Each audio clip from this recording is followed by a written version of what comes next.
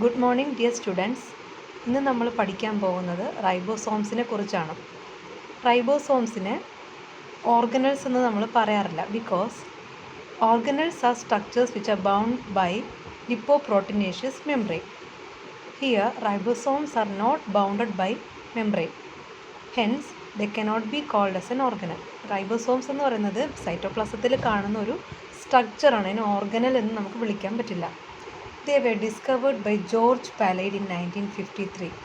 George Palade, along with Christian Dubé and Albert Cloud, shared Nobel Prize for their contribution in cell organelles.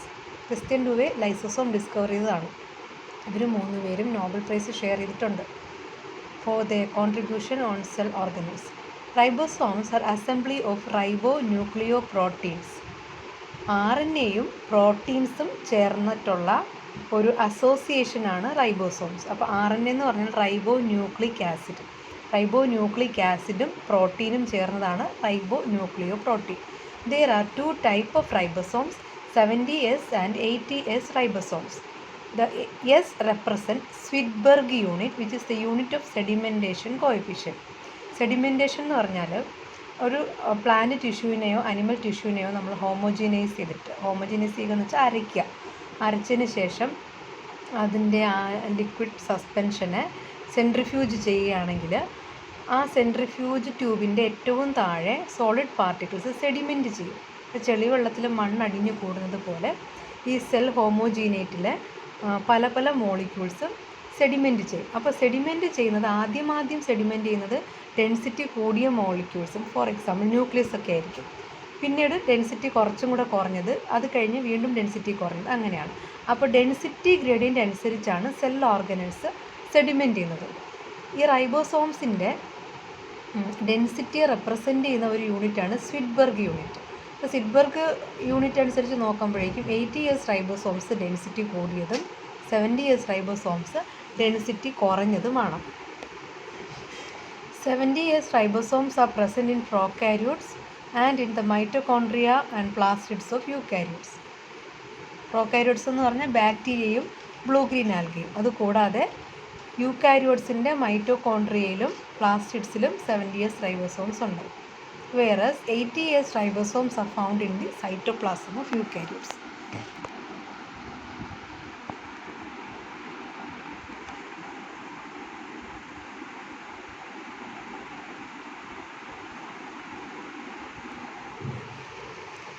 Chemical composition of ribosome പറഞ്ഞിട്ട് അതിൻ്റെ സ്ട്രക്ചറിലേക്ക് പോകാം കേട്ടോ. Ribosomes are assembly of rRNA and proteins. ഇപ്പോൾ റൈബോസോമിൽ കാണുന്ന RNA rRNA ആണ്, ribosomal RNA ആണ്. ഇൻ 70S റൈബോസോമിലുള്ള RNAs ഏതൊക്കെയാണെന്ന് നോക്കും. ഇതാണ് 70S റൈബോസോം. ഇപ്പോൾ റൈബോസോമിന് 2 സബ് യൂണിറ്റാണുള്ളത്, ഒരു സ്മോളർ സബ് യൂണിറ്റും ഒരു ലാർജർ സബ് യൂണിറ്റും. സ്മോളർ സബ് യൂണിറ്റിനെ 30S സബ് യൂണിറ്റ് എന്നും ലാർജർ സബ് യൂണിറ്റിനെ 50S സബ് യൂണിറ്റ് എന്നും പറയാം. ഈ 30യും 50യും ചേരുമ്പോൾ 70 കിട്ടണമെന്ന് വിചാരിക്കരുത്. ഈ 30യുടെയും 50യുടെയും സം അല്ല 70 കേട്ടോ.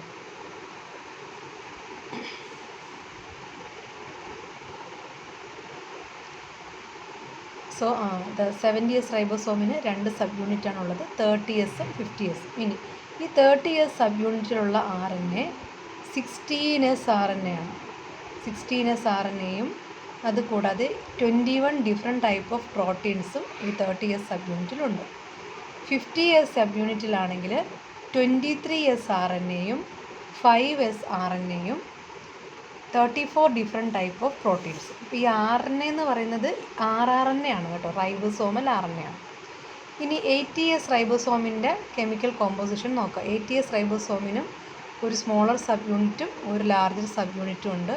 Smaller sub unit is called 40S subunit and the larger sub unit is called 60S.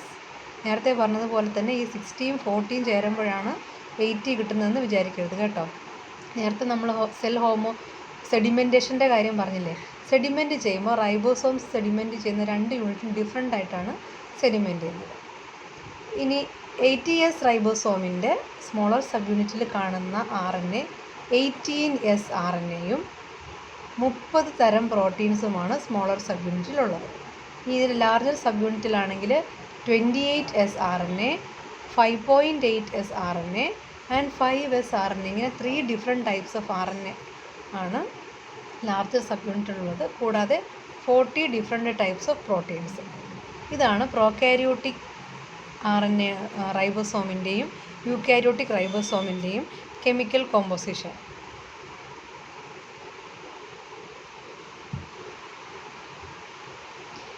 ഇനി ഇതിൽ കാണുന്ന പ്രോട്ടീൻസ് എന്ന് പറയുന്നത് എൻസൈമാറ്റിക് പ്രോട്ടീൻസ് ആണ്.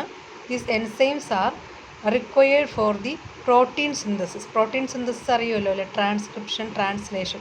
ഈ ട്രാൻസ്ലേഷൻ്റെ ഡിഫറെൻറ്റ് സ്റ്റെപ്സിന് ആവശ്യമായിട്ടുള്ള എൻസൈംസ് ആണ് ഈ റൈബോസോമിൽ കാണുന്ന proteins. They include transfer factors, initiation factor, elongation factor and termination factor which are required four protein synthesis. ഈ രണ്ട് സബ് യൂണിറ്റിൻ്റെയും അസോസിയേഷന് വേണ്ടി മെഗ്നീഷ്യം അയോൺസ് റിക്വയർഡ് ആണ്. സ്മോളർ സബ് യൂണിറ്റിനും ലാർജർ സബ് യൂണിറ്റിനും അസോസിയേറ്റ് ചെയ്തിരിക്കാൻ വേണ്ടിയിട്ട് മെഗ്നീഷ്യം അയോൺസ് റിക്വയർഡ് ആണ്. മെഗ്നീഷ്യം അയോൺസിൻ്റെ കോൺസെൻട്രേഷൻ വളരെയധികം കുറഞ്ഞു കഴിഞ്ഞാൽ ഈ രണ്ട് സബ് യൂണിറ്റും ഡിസോസിയേറ്റ് ചെയ്യുന്നതാണ്. ഇലക്ട്രോസ്റ്റാറ്റിക് ഫോഴ്സ് ഓഫ് അട്രാക്ഷൻ ആണ് ഈ രണ്ട് സബ് യൂണിറ്റിനെയും ഹോൾഡ് ചെയ്യുന്നത്. കെമിക്കൽ കോമ്പോസിഷൻ കഴിഞ്ഞ് നമുക്ക് അതിൻ്റെ സ്ട്രക്ചറിലേക്ക് വരാം. നമ്മൾ രണ്ട് സബ് യൂണിറ്റിൻ്റെ കാര്യം പറഞ്ഞ പോലെ തന്നെ ഇതിന് ഫങ്ഷണൽ പാർട്സും ഉണ്ട് കേട്ടോ.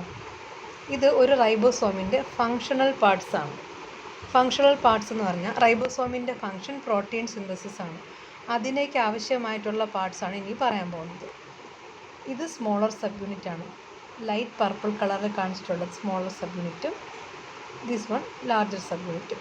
ഈ സ്മോളർ സബ് യൂണിറ്റിലാണ് mRNA അറ്റാച്ച് ചെയ്യുന്നത്. പ്രോട്ടീൻ സിന്തസിസിൻ്റെ സമയത്ത് mRNAയിലുള്ള ട്രിപ്ലെറ്റ് കോഡോൺസിനെ റീഡ് ചെയ്യുന്നത് റൈബോസോംസ് ആണ് അല്ലേ. അപ്പോൾ ഈ റൈബോസോംസിൻ്റെ സ്മോളർ സബ് യൂണിറ്റാണ് mRNAയിൽ അറ്റാച്ച് ചെയ്യുന്നത്. ഇനി ലാർജർ സബ് യൂണിറ്റിൽ 3 സൈറ്റാണുള്ളത്. A site, P site, E site. ഇത് ഓരോന്നും ഏതൊക്കെയാണെന്ന് നോക്കാം. A site is for amino acyl tRNA binding site. ഈ ട്രിപ്ലെറ്റ് കോഡോൺസിനെ റീഡ് ചെയ്ത് ഓരോ ട്രിപ്ലെറ്റ് കോഡോണും ഏത് അമിനോ ആസിഡിനെയാണോ കോൾ ഫോർ ചെയ്യുന്നത് ആ അമിനോ ആസിഡിനെയും കൊണ്ട് tRNA ആണ് വരുന്നത് അല്ലേ. ആ tRNA അമിനോ ആസിഡിനെയും കൊണ്ട് വരുമ്പോൾ ആ അമിനോ അസൈൽ tRNA ബൈൻഡ് ചെയ്യാനുള്ള സൈറ്റാണ് A സൈറ്റ്. നിങ്ങൾ പ്രോട്ടീൻ സിന്തസിസിൽ ഡീറ്റെയിൽഡ് ആയിട്ട് പഠിക്കുന്നുണ്ട്. അപ്പോൾ A സൈറ്റിലാണ് അമിനോ അസൈൽ tRNA ബൈൻഡ് ചെയ്യുന്നത്. ഇനി P സൈറ്റിലാണ് പെപ്റ്റൈഡ് ബോണ്ട് ഫോർമേഷൻ നടക്കുന്നത്. ഒരു അമിനോ ആസിഡും തൊട്ടടുത്ത് വരുന്ന അമിനോ ആസിഡും തമ്മിലുള്ള പെപ്റ്റൈഡ് ബോണ്ട് ഫോർമേഷൻ നടക്കുന്നത് P സൈറ്റിലാണ്. ഇനി E സൈറ്റ് എന്ന് പറഞ്ഞാൽ ഈ tRNAക്ക് എക്സിറ്റ് ആയി പോകാനുള്ള സൈറ്റാണ് E സൈറ്റ്. ഇങ്ങനെ 3 ഫങ്ഷണൽ സൈറ്റാണ് റൈബോസോമിനുള്ളത്. ഇനി ഇതിൻ്റെ സ്ട്രക്ചറിനെ കുറിച്ച് ഡിഫറെൻറ്റ് മോഡൽസ് ആണുള്ളത്. ഓരോരുത്തരും പ്രപ്പോസ് ചെയ്ത മോഡൽസിൽ പ്രധാനപ്പെട്ട 2 മോഡൽ നോക്കാം. First one quasi symmetrical model of ribosome proposed by Stoffler and Wittmann. ഇപ്പോൾ സ്റ്റോഫ്ലറും വിറ്റ്മാനും പറഞ്ഞത് റൈബോസോമിൻ്റെ ലാർജർ സബ് യൂണിറ്റ് ഏറെക്കുറെ ബൈലാറ്ററൽ സിമെട്രിക്കലും സ്മോളർ സബ് യൂണിറ്റ് അസിമെട്രിക്കലുമാണ്. ഈ ലാർജർ സബ് യൂണിറ്റ് നോക്കിക്കഴിഞ്ഞാൽ ഒരു ആം ചെയർ പോലെയുണ്ട്, ഒരു ചാരുകസേര പോലെയാണ്. ഒരു റെസ്റ്റിംഗ് ബാക്ക് ഉണ്ട്, പിന്നെ 2 കൈകൾ വയ്ക്കാനുള്ള ആം റെസ്റ്റ് പോലെയൊക്കെ ഈ ലാർജർ സബ് യൂണിറ്റിനുണ്ട്. ഇതിൻ്റെ ആ സെൻട്രൽ ക്ലെഫ്റ്റ് ടണൽ, ഈ ആം ചെയർ പോലുള്ളതിൻ്റെ സെൻട്രൽ ടണലിൽ ഈ സ്മോളർ സബ് യൂണിറ്റ് ട്രാൻസ്വേഴ്സായിട്ട് പ്ലേസ് ചെയ്തിട്ടിരിക്കുകയാണ്. The smaller sub unit is irregular and can be compared to a telephone receiver. പണ്ട് കാലത്തെ ലാൻഡ് ഫോണില്ല, ടെലിഫോൺ റിസീവർ പോലെയാണ് സ്മോളർ സബ് യൂണിറ്റ് ഇരിക്കുന്നത്. ഈ റിസീവർ പോലെയുള്ള sub unit the long axis of the small subunit is placed at a right angle to the central protuberance of the large one. ഈ large sub യൂണിറ്റിൻ്റെ central ഈ tunnel പോർഷനിൽ right ആംഗിളിലാണ് smaller sub unit place ചെയ്തിട്ടുള്ളത്. ഇനി Lake's asymmetrical model പറയുന്നത് 2 sub യൂണിറ്റും അസിമെട്രിക്കലാണ്. The smaller subunit is positioned over the larger one in such a way that its head is aligned to the central projection of the larger one.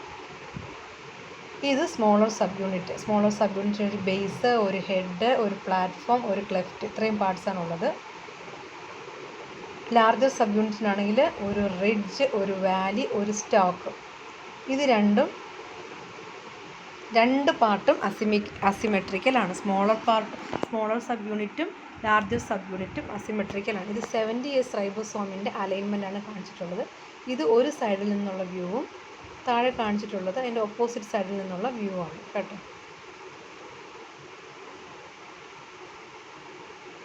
This one is the smaller sub unit, larger sub unit, രണ്ട് sub യൂണിറ്റും കൂടെ align ചെയ്തത്. ഇതേ sub യൂണിറ്റിൻ്റെ എതിർവശത്ത് നിന്നുള്ള view ആണ് രണ്ടാമത്തെ പിക്ചറിൽ കാണിച്ചിട്ടുള്ളത്. കെമിക്കൽ കോമ്പോസിഷൻ പറഞ്ഞു കഴിഞ്ഞതാണ്. ഇനി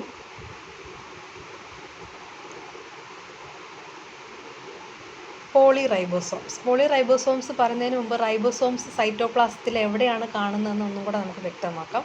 സൈറ്റോപ്ലാസത്തിൽ ഫ്രീ ആയിട്ടും കാണും. എൻഡോപ്ലാസ്മിക് റെറ്റിക്കുലത്തിലും ന്യൂക്ലിയർ മെംബ്രെയിനിലും അറ്റാച്ച് ചെയ്തിട്ട് റൈബോസോംസ് കാണാറുണ്ട്. റഫ് എൻഡോപ്ലാസ്മിക് റെറ്റിക്കുലം RER എന്ന് നമ്മൾ പറഞ്ഞത് റൈബോസോംസ് സ്റ്റഡഡ് റൈബോസോംസ് ഉള്ള എൻഡോപ്ലാസ്മിക് റെറ്റിക്കുലമാണ് റഫ് എൻഡോപ്ലാസ്മിക് റെറ്റിക്കുലം. ഇനി പോളിറൈബോസോംസിനെ കുറിച്ച് നമുക്കറിയാം. പ്രോട്ടീൻ സിന്തസിസിൻ്റെ സമയത്ത് ഒരു mRNA മോളിക്യൂളിനെ 5' എൻഡിൽ നിന്നും 3' എൻഡിലേക്ക് റൈബോസോംസ് റീഡ് ചെയ്യും അല്ലേ. അപ്പോൾ 5' എൻഡിൽ നിന്നും 3' എൻഡിലേക്ക് റീഡ് ചെയ്യുമ്പോൾ ഓരോ ട്രിപ്ലറ്റ് കോഡോണിനനുസരിച്ചും ഓരോ അമിനോ ആസിഡ്സ് വന്നുകൊണ്ടിരിക്കും. ആദ്യത്തെ റൈബോസോം 5' എൻഡിൽ നിന്നും കുറച്ച് അകലെ എത്തിക്കഴിയുമ്പോഴേക്കും വീണ്ടും പുതിയൊരു റൈബോസോം വന്ന് അതേ സ്ട്രാൻഡിനെ റീഡ് ചെയ്യും. അത് കുറച്ചകലെ എത്തുമ്പോൾ വീണ്ടും അടുത്തത് വരും. അങ്ങനെ ഒരു mRNA സ്ട്രാൻഡിനെ തന്നെ ഒരേ സമയം ഒത്തിരി റൈബോസോംസ് റീഡ് ചെയ്യാറുണ്ട്. റീഡ് ചെയ്ത് കഴിഞ്ഞ് 3' എൻഡിലെത്തിയ റൈബോസോംസ് ഡിറ്റാച്ച് ചെയ്ത് പോകുമ്പോൾ അതിൻ്റെ ലാർജർ സബ് യൂണിറ്റും സ്മോളർ സബ് യൂണിറ്റും വെവ്വേറെ ആയിട്ടാണ് ഡിറ്റാച്ച് ചെയ്ത് പോകുന്നത്. അത് സിന്തസൈസ് ചെയ്ത അമിനോ പോളിപെപ്റ്റൈഡ് ചെയിന് അത് ഡ്രോപ്പ് ചെയ്യുകയും ചെയ്യും. ഇങ്ങനെ ഒരു mRNA ചെയിനിൽ ധാരാളം റൈബോസോംസ് അറ്റാച്ച് ചെയ്ത് കാണുന്നതിനെയാണ് പോളിറൈബോസോംസ് എന്ന് വിളിക്കുന്നത്. ബയോജനസിസ് ഓഫ് റൈബോസോംസ് എങ്ങനെയാണ് ഉണ്ടാകുന്നതെന്ന് നോക്കാം. പ്രോകാരിയോട്സിൽ 70S റൈബോസോംസ് ആണുള്ളത് അല്ലേ. ഇപ്പോൾ പ്രോകാരിയോട്ട് എന്ന് പറയുമ്പോൾ നമുക്കറിയാവുന്നുള്ളൊരു എക്സാമ്പിൾ വിചാരിക്കുക, ബാക്ടീരിയ. ബാക്ടീരിയയുടെ DNA എങ്ങനെയാണ്? Circular, double stranded and round DNA ആണ് ബാക്ടീരിയയ്ക്കുള്ളത്. ഈ DNAയിലാണ് rRNA കോഡ് ചെയ്യുന്ന ജീൻസ് ഉള്ളത്. rRNA എന്നല്ല, എല്ലാ ടൈപ്പ് RNA കോഡ് ചെയ്യുന്ന ജീൻസും DNA-യിലാണ് ഉള്ളത്. ഇപ്പം നമ്മൾ പറയുന്നത് rRNA കോഡ് ചെയ്യുന്ന ജീനുകളെ കുറിച്ച് മാത്രമാണ്.